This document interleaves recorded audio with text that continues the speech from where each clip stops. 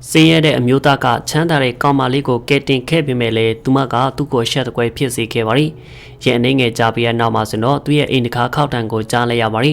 ။ကေဗင်ဟာဆင်းရဲတဲ့မိသားစုကနေဆင်းသက်လာတဲ့တာမန်ကောင်လေးတစ်ယောက်ဖြစ်ပါရီ။အရန်ကျင်နာပြီးတော့မေတ္တာတရားရှိတဲ့သူ့အဖွားကသူ့ကိုပြုစုပြောထောင်ပေးခဲ့ပါရီ။ Miss Baker ကသူ့ရဲ့မြေးလေးကိုဘယ်တော့မှအပြစ်ပေးတာမျိုးမလုပ်ခဲ့တာကြောင့်ကေဗင်ဟာရဲရင်ပြီးတော့နှွေးထွေးတဲ့နှလုံးသားနဲ့ကြီးပြင်းခဲ့တယ်လို့ဆိုနိုင်ပါရီ။ကောင်လေးဟာစာလေးလာရတာကိုမကြိုက်တဲ့အတွက်ကြောင်းတက်ရတာခက်ခဲလာခဲ့ပြီးဒါကတက်ကတူမရောက်နိုင်ဘူးလို့ဆိုလိုတာတော့မဟုတ်ပါဘူး။အဲ့ဒီအချက်ကတော့ကေဗင်ကိုသူတယောက်တည်းစာလေးလာဖို့အတွက်စမတ်မဖြစ်စေခဲ့လို့ကံမကောင်းဘူးလို့ဆိုနိုင်ပါရီ။သူ့အဖွားကလည်းနီးပြငားဖို့ငွေအလုံးအလောက်မရှိခဲ့ပါဘူး။ဒါပေမဲ့လည်းသူကတိတ်ကြီးမခက်ခဲပဲနဲ့အထက်တန်းကျောင်းပြီးရတဲ့အလုပ်တစ်ခုကိုရရှိခဲ့ပါကေဗင်ကအလုတ်ကျူးစားပြီးတော့လက်တမတယောက်အနေနဲ့အလုတ်အခွင့်လန်းတွေကိုဖျက်တမ်းပြီးတော့စောက်လို့ရင်းနေရဒါမှမဟုတ်ကုန်တဲ့ဆောင်မျိုးကိုစတိုးတစ်ခုမှအလုတ်လုပ်ခဲ့ပါရီသူကပိုက်ဆံတွေကိုအလဟတာမဖြစ်စေခဲ့ပဲနဲ့သူ့ရဲ့အောင်မြင်မှုအတွက်တိတ်အများကြီးမပြောနိုင်တော့တဲ့အဖွားကိုကူညီပေးခဲ့ပါရီတူကောင်ကောင်ကြီးပြင်းလာတာကိုဝမ်းတာနေပြီးတော့ကျောင်းမှာအနိုင်ကျင့်ခဲ့ပူးတာကိုတွေးနေခဲ့ပါရီအခုတူရှာဖို့ကစနီးမရတယောက်ဖြစ်ပြီးရရှိခဲ့မယ်ဆိုတော့သူမအရန်ကိုပျော်ရွှင်လိမ့်မယ်ဆိုပြီးမစ်ဘာကာကသူ့ရဲ့မြေးကိုကြည့်ရင်လည်းကုံစွာနဲ့ပြောခဲ့ပါရီကေဗင်ကမပူပါနဲ့အဖွာကျွန်တော်ကောင်မလေးကိုရှာပြီးတော့တယောက်တည်းအကြာကြီးမနေတော့ပါဘူးလို့အဖွာကိုခိုင်မာစွာနဲ့ပြောခဲ့ပါရီမင်းကအလုပ်တွေနေ့တိုင်းညတိုင်းလုပ်နေတာဘယ်လိုမျိုးချစ်သူကိုရှာရမလဲအဖွားအတွက်အချိန်တိတ်မရှိတော့လို့မင်းရဲ့လက်ထပ်ပွဲကိုမမြင်လိုက်ရမှာစိုးရိမ်နေဆိုပြီးမစ်ဘေကာကဝမ်းနေစွာနဲ့ပြောပါရီအဲ့ဒီလိုကြားပြီးနောက်မှာဆိုတော့ကေဗင်ကလည်းသူ့ရဲ့အဖွားကိုစိတ်အေးအောင်လှုပ်ပေးပြီးတော့သူမရဲ့အတွေးကနေရုံထွက်ဖို့လှုပ်ပေးခဲ့ပါရီကံမကောင်းစွာနဲ့ပဲမစ်ဘေကာကမှန်ခဲ့ပါရီသူမကသူမရဲ့မြေလက်ထပ်ပွဲကိုမမြင်လိုက်ရပဲနဲ့သူအသက်80မပြည့်ခင်နှွေးထွေးတဲ့စက်တင်ဘာလမနေ့ကင်းတစ်ခုမှဆုံးပါသွားရပါရီပြောစရာစကားမရှိတော့အောင်ကေဗင်အတွက်ရက်ခတ်မှုကြီးဖြစ်ခဲ့ပြီးသူ့ရဲ့ဘဝမှာပထမဆုံးအနေနဲ့ငိုကြွေးခဲ့ရပါရီသူ့အဖွားရဲ့အုပ်ကူမှာရက်နေပြီးတော့ကေဗင်ကလည်းသူ့ပါပြန်အပေါ်မှာမျက်ရည်ဝေတလိမ့်ချင်းကျနေပေမဲ့သူတို့ကပြန်မခေါ်ပေးနိုင်ပါဘူးသူကသူ့ရဲ့တအုပ်ထဲတော့အမျိုးတယောက်ကွဲလွန်သွားခဲ့ပြီးသူ့ကိုရုတ်တရက်ကြီးထားခဲ့တယ်လို့ပဲနားလည်ခဲ့ပါရီသူ့အဖွားတီးဆုံးပြနောက်သူ့ရဲ့ဝမ်းနဲ့ပူဆွေးမှုတွေကိုကူစားပေးမဲ့တငယ်ချင်းကိုရှာဖို့ခက်ခဲခဲ့ပါရီသူ့မှာတိကျတဲ့ကျွမ်းကျင်မှုမရှိတဲ့အတွက်သူဟာဝင်ငွေနေတဲ့အလုပ်တွေပဲလုပ်ရပြီးအဲ့ဒီနေရာမှာကျွမ်းကျင်မှုတွေနဲ့လိုအပ်ပြီးတော့တိကျတဲ့အသက်ပညာတွေမရရှိခဲ့ပါဘူးဒါပေမဲ့ကေဗင်ကစီမံနိုင်ခဲ့ပြီးတော့နေ့အနည်းငယ်အကြာမှာတော့ကေဗင်ကလည်းကာဟောင်းလေးကိုဝယ်ဖို့ပိုက်ဆံရရှိလာခဲ့ပါရီသူ့ရဲ့အိုဟောင်းနေတဲ့ကားလေးကအယောင်ကိုစလေတွေရောင်းတဲ့အစေးကြီးတဲ့ကားတွေနဲ့တော့မတူညီခဲ့ပါဘူး။ရုတ်တရက်ဖြတ်သွားဖြတ်လာပြုတ်တဲ့သူ့ရဲ့တငယ်ချင်းတချို့ဆိုရင်တော့ကေဗင်ရဲ့ကားတစ်ဖက်ကိုကြည့်လိုက်ပြီးပြုံးရကြပါရီ။သူ့ရဲ့ကားနဲ့ပတ်သက်ပြီးတော့ဟာတာလုတ်ကလောင်ပြောင်ပေမဲ့သူကတော့သူ့ရဲ့အမြင်ကိုကျူမဆိုင်ခဲ့ပါဘူး။သူကသူ့ရဲ့ကားလေးကိုကြိုက်ပြီးတော့အမြင်တမ်းရေမြုပ်နဲ့တိုက်ဆေးကအယောင်တင်နေခဲ့ပါရီ။အခုသူ့စီမှာကိုပိုင်ကားရှိနေပြီဆိုရင်တော့ကေဗင်ဟာညဖက်စပုံမှုလုပ်ရင်းနဲ့တက္ကစီကိုစမောင်းခဲ့ပါရီ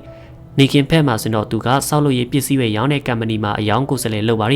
ီသူကပစ္စည်းတွေစုဆောင်းရင်းနဲ့ဒီအခွင့်အရေးကိုရရှိခဲ့ပါရီသူကဒီအလုပ်ကိုကြိုက်ပြီးသူ့အတွက်ပထမဆုံးလစာကောင်းကောင်းရစေခဲ့ပါရီ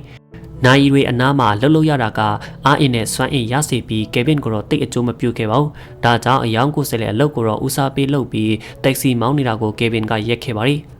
ီအဲ့ဒီအချိန်လောက်မှာကေဗင်ကသူ့ရဲ့စိတ်နဲ့ထပ်တူကြတဲ့လက်တွဲဖော်ကိုချစ်သူတော်ခဲ့ရပြီးနှလုံးသားရှင်နှီးခဲ့ရပါရီ6လကြာတဲ့အထိကမ္ပဏီမှာအဆင်ပြေခဲ့ပေမဲ့လည်းကေဗင်တတိထားမိတဲ့တစ်ခုကတော့နေ့စဉ်နေ့တိုင်းသူ့ရဲ့လစာကနေတစ်ထက်နေလာတာပဲဖြစ်ပါရီဒါပေမဲ့သူ့ရဲ့လှုပ်ဖော်ကိုင်ဖက်တရဲ့အပြောအရသူတို့ကတော့လစာဖြတ်တာတော့မခံရဘူးလို့ပဲပြောပါရီကေဗင်ကသူ့ရဲ့မန်နေဂျာကိုပြောခဲ့ပေမဲ့သူ့ရဲ့အဖေကကေဗင်ကိုစော်ကားတယ်လို့ဖြစ်နေခဲ့ပါရ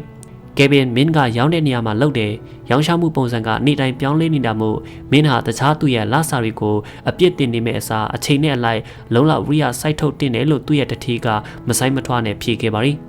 ဒါပေမဲ့ဒါကမတရားဘူးလေမစ်စစ်တီလာတခြားကျွန်တော်ရဲ့လုပ်ဖို့ကင်ဖက်တွေကလည်းဈေးဝယ်စင်တာတွေမှာလုပ်နေတာပဲကျွန်တော်ကဆိုင်တတီလေးမှာရောင်းရပြီးတော့သူတို့ကကျွန်တော်လောက်မရောင်းရဘူးလို့ကေဗင်ကမျက်ရည်ဝဲစွာနဲ့ပြောခဲ့ပါရီမန်နေဂျာကလစာတိုးဖို့တောင်းဆိုနေမဲ့အစားရှိတဲ့အလုပ်ကိုပဲမြင်အောင်လုပ်ဖို့မန်နေဂျာကပြန်ပြောခဲ့ပါရီဆွေးနွေးမှုကကေဗင်မျောလင့်ထားတယ်လို့မပြီးခဲ့ပဲနဲ့သူဟာတခါကိုအကျေကြီးပိတ်ကာဆူဆူရွာနဲ့ရုံခန်းကနေထွက်ခွာခဲ့ပါရီကံမကောင်းစွာနဲ့ပဲကေဗင်အတွက်ဒီနေ့သတင်းဆိုးတွေ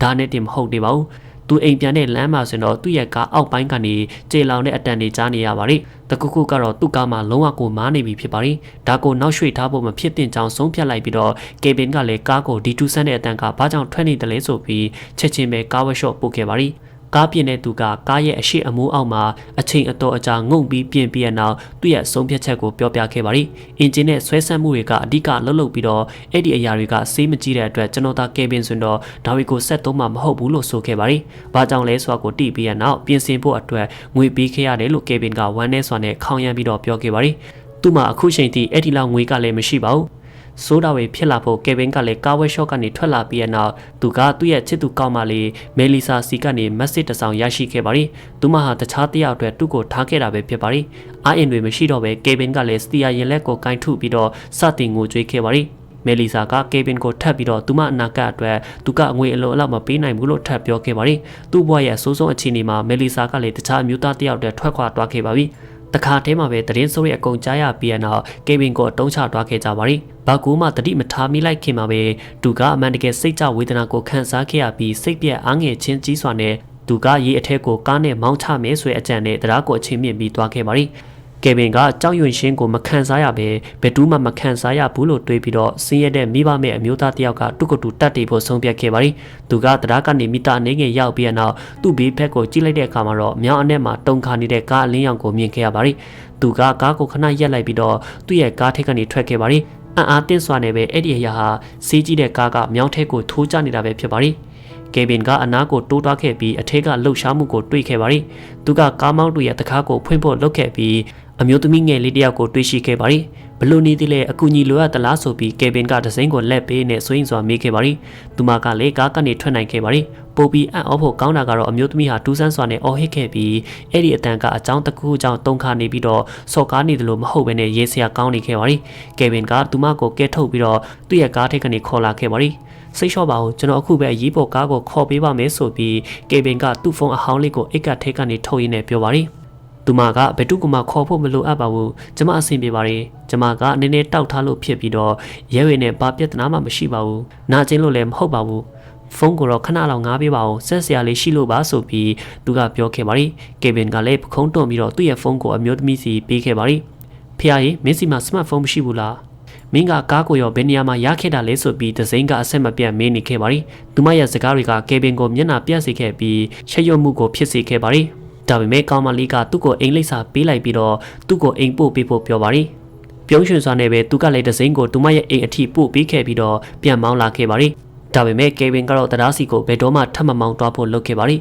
သူမကသူ့ရဲ့ဝမ်းနည်းစွာအတွေးတွေကနေယုံထွက်စေခဲ့ပြီးသူ့ရဲ့စိတ်ကြမှုအနှင်းငယ်ကိုတက်တာစေခဲ့ပါရီသူ့ရဲ့အိမ်ပြန်လမ်းမှာဆိုတော့ကေဗင်ကလည်းအမျိုးသမီးနဲ့ပျော်ရွှင်စွာစကားပြောခဲ့တာကိုအဓိကတွေးပြီးတော့သူမရဲ့ရဲစရာပြောနေတဲ့အတန်တုံတုံလေးကိုကြားရောက်ခဲ့ပါရီကေဗင်ကလည်းနောက်နေ့ရက်မှာအလုပ်အတစ်ရှာဖို့တွားခဲ့ပြီးသူ့ရဲ့ရှာဖွေမှုကမအောင်မြင်ခဲ့ပါဘူး TV အရှိမထိုင်းနေညနေခင်းတစ်ခုမှာကေဗင်ကလည်းတစ်ခါခောက်တန်တစ်ခုကိုကြားလိုက်ရပါရီအန်အော်နေတဲ့သူကတခါကိုဖွင့်ခဲ့ပြီးတော့သူကားထဲကနေကေတင်ခဲ့တဲ့ဒဇိန်ကိုသူ့အိမ်တခါအရှိမမတ်တရက်နေတာတွေ့ခဲ့ရပါရီ။ဘာကြည့်နေတာလဲတိတ်ကိုအန်အော်သွားတယ်မဟုတ်လား။အဖေရဲ့အဆက်အသွယ်တွေကိုမေးပြီးတော့မင်းရဲ့လိပ်စာကိုရှာရတာမခက်ခဲပါဘူး။မင်းရဲ့လိုင်စင်ကထောင်လျှောက်တစ်ခုပဲဖြစ်ပြီးအခုမင်းကိုတွေ့ပြီးတော့ညစာစားဖို့ဖိတ်ခေါ်ရှင်ပါတယ်လို့အမျိုးသမီးကပြုံးပျော်စွာနဲ့ပြောခဲ့ပါရီ။အစားကတော့ကေဗင်ကရှုပ်ထွေးတွားပြီးတော့ခဏလောက်စဉ်းစားပြီးတဲ့နောက်မှာသူကလည်းပျော်ရွှင်စွာနဲ့ဖိတ်ခေါ်မှုကိုလက်ခံခဲ့ပါရီသူမရဲ့ကားကမပြင်ဆင်ရသေးတဲ့အတွက်သူမမာယူထားတဲ့စားတောက်ဆိုင်စီကိုကေဗင်ရဲ့ကားအဟောင်းလေးနဲ့ပဲတွားခဲ့ကြပါရီသူမရဲ့နာမည်ရှယ်ရီစွာကိုတီးခဲ့ရပါရီ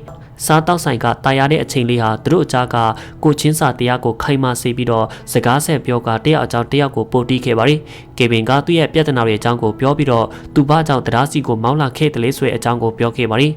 အချိန်တွေကြာပြီးတဲ့နောက်သူ့ရဲ့လိုအပ်ချက်တွေကိုတစုံတယောက်နဲ့မျှဝေရတာမျိုးဖြစ်ပြီးရှယ်ရီကတေချာလေးနားထောင်ပြီးခဲ့ပါရီသူမကတခြားမင်းရဲ့ဆုံးရှုံးမှုတွေကိုမကူညီနိုင်ပေမဲ့လည်းကိုကြီးကိုတာရတော့မင်းအလုပ်ကိုကူညီပေးနိုင်ပါရီကျမရဲ့အဖေကမင်းကိုခိုင်မာတဲ့အလုပ်ရရှိဖို့ကူညီပေးပါလိမ့်မယ်လို့ဆိုခဲ့ပါရီသူမပြောတာကိုကြားပြီးတဲ့နောက်ကေဗင်ကငင်းဆိုခဲ့ပါရီဒါပေမဲ့သူမကတော့အရှုံးမပေးခဲ့ပါဘူးမင်းကတရားစီလဲမောင်းပြေးခဲ့ပြီးဒီတခါတော့ကျမကူညီပေးရစီလို့ရှယ်ရီကသူ့ရဲ့လက်ကိုအားအင်ပေးရှင်းအဖြစ်စုပ်ကိုင်ခဲ့ပါရီသူမရဲ့အကူအညီကိုမလို့ချင်ပေမဲ့ ကယ်ဗင်ကလက်ခံပြီးနောက်နေ့မှဆိုတော့သူမအဖေစီကနေအင်တာဗျူးဖြေဖို့တွားခဲ့ပါတယ်သူမရဲ့အဖေကလုပ်ငန်းတွေအများကြီးကိုပိုင်ဆိုင်ပါတယ်ကယ်ဗင်ရဲ့အယောင်အတွေ့အကြုံကတော့အံ့အားသင့်စွာနဲ့ပဲသူ့ကိုမန်နေဂျာအဖြစ်ခန့်ထားစေခဲ့ပါတယ်သူ့ရဲ့အလုပ်အတစ်ကိုကျေးဇူးတင်ပြီးတော့သူ့ရဲ့ဘဝကတရားကိုမောင်းချရလောက်တဲ့အထိဖြစ်ခဲ့ပေမဲ့ပြန်တိုးတက်ခဲ့ပြီးသူ့ကိုပျော်ရွှင်မှုတွေယူဆောင်လာပေးခဲ့ပါတယ်အခုတော့သူဟာအလုပ်လုပ်ရင်းနဲ့သူ့ရဲ့ညတွေကို Sherry နဲ့အတူကုံဆုံးပြီးတော့သူဟာသူမကိုအယမ်းချစ်ပြီးသူတို့ကအတူတူပဲဆိုတာကိုယုံကြည်ခဲ့ကြပါတယ်ဆလန်ကလည်းဒီလောက်ပဲဖြစ်ပါတယ်ကြည့်ရှုပေးကြပရိသတ်များအားလုံးကျေးဇူးအထူးတင်ရှိပါခင်ဗျာ